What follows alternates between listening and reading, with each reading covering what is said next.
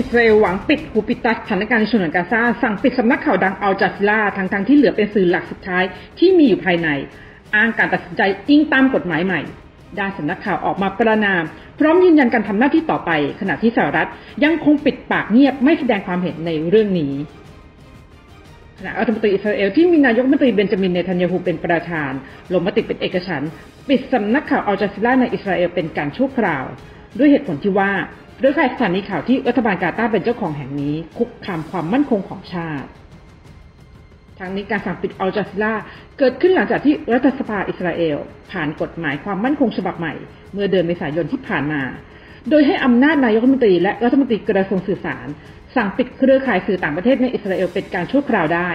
หากลงความเห็นแล้วว่าเป็นภัยคุกคามความมั่นคงของชาติในช่วงที่กำลังทำสงครามในกาซาซึ่งหลังจากที่สภาผ่านกฎหมายเนทันยาฮูก็ประกาศทันทีว่าอัลจาซีราจะเป็นสื่อรายแรกที่เขาจะใช้อำนาจสั่งปิดตามกฎหมายใหม่ซึ่งกฎหมายฉบับนี้เปิดทางให้ปิดสำนักข่าวอัลจาซีราในอิสราเอลเป็นเวลา 45 วัน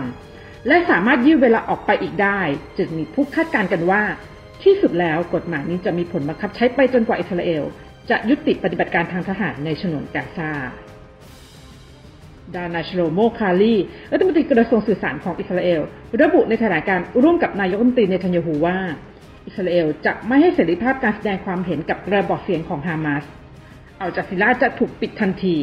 พร้อมออกคำสั่งให้ยึดเครื่องมืออุปกรณ์ต่างๆที่ใช้ในการนำเสนอคอนเทนต์ของช่องด้วยขณะที่สำนักข่าวอัลจาซีราก็ได้ออกแถลงการถึงเหตุการณ์นี้ว่า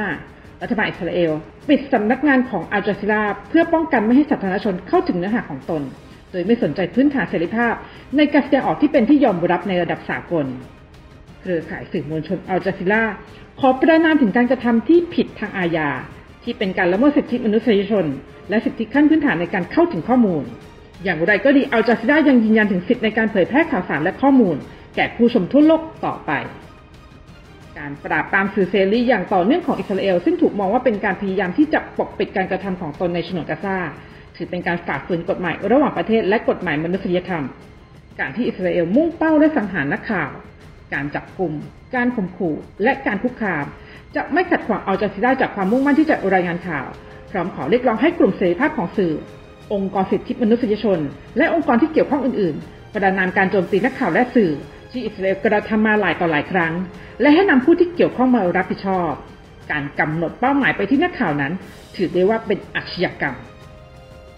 ก่อนหน้านี้อิสราเอลได้เคยกล่าวหาถึงขั้นว่านักข่าวอัลจาซีรากับฟรีแลนซ์ที่เสียชีวิตจากการถูกโจมตีทางอากาศในกาซาเมื่อเดือนมกราคมที่ผ่านมาเป็นสมุนของกลุ่มก่อการร้ายต่อมาก็กล่าวหานักข่าวอีกคนของช่องที่บาดเจ็บจากการถูกโจมตีว่า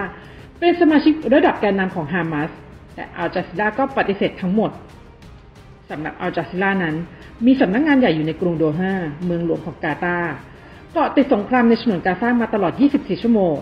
ถ่ายทอดภาพการโจมตีทางอากาศการหนองเลือดสภาพย่ำแย่ของโรงพยาบาลและกล่าวหาอิสราเอลว่าสังหารหมู่ขณะที่อิสราเอลก็กล่าวหาอีกฝ่ายอยู่บ่อยครั้งว่ามีสัมพันธ์ใกล้ชิดกับกลุ่มฮามาส